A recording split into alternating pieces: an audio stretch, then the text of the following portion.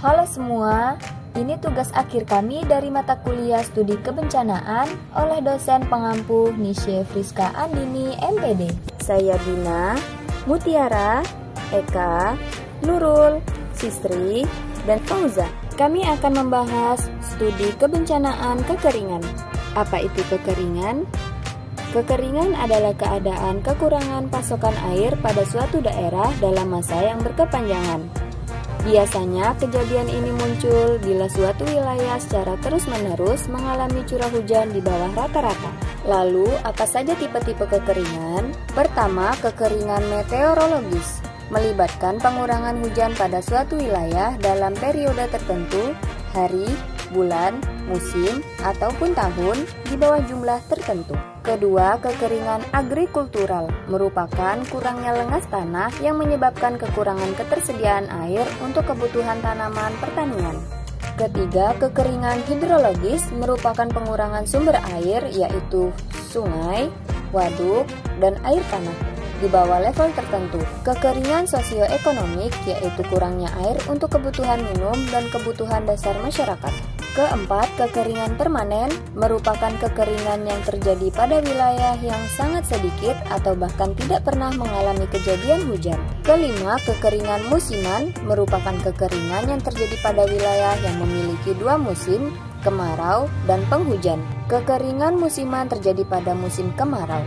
Kekeringan yang tidak terprediksi merupakan kekeringan yang terjadi secara tiba-tiba. Kekeringan ini merupakan yang paling bahaya dibandingkan tipe kekeringan lainnya karena bisa terjadi kapanpun, bahkan ketika tidak seharusnya terjadi kekeringan. Dan yang keenam, kekeringan tidak terprediksi dapat terjadi karena gangguan cuaca yang menyebabkan hujan yang abnormal. Apa saja penyebab kekeringan? Kekeringan terjadi akibat ketidakseimbangan antara input air dan output air pada lokasi tertentu. Input air pada suatu wilayah dapat berasal dari tiga sumber, yaitu hujan, cadangan air permukaan, dan cadangan air tanah. Sedangkan output air dapat berupa evapotranspirasi, pemanfaatan air, dan saluran drainase.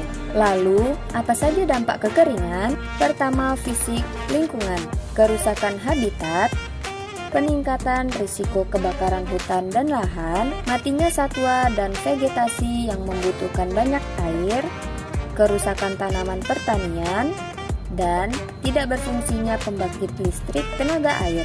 Kedua, sosioekonomi, turunnya pendapatan masyarakat, peningkatan biaya hidup, terutama makanan dan air bersih, peningkatan risiko kesehatan dan kematian terkait kekeringan, kesenjangan sosial akibat perebutan air, dan migrasi temporer dan atau permanen. Bagaimana mitigasi bencana kekeringan? Bencana kekeringan memiliki bentuk yang berbeda dibandingkan bencana lainnya, yaitu tidak terlihat tetapi dapat dirasakan dampaknya. Tentu saja dampak dari bencana kekeringan tidak dapat dibiarkan begitu saja, karena bencana kekeringan memiliki dampak yang luas serta dapat menimbulkan korban jiwa, serta kerugian ekonomi yang sangat besar. Sebagai langkah dalam mengurangi risiko kekeringan, perlu dilakukan berbagai langkah mitigasi bencana. Mitigasi sebelum terjadi kekeringan.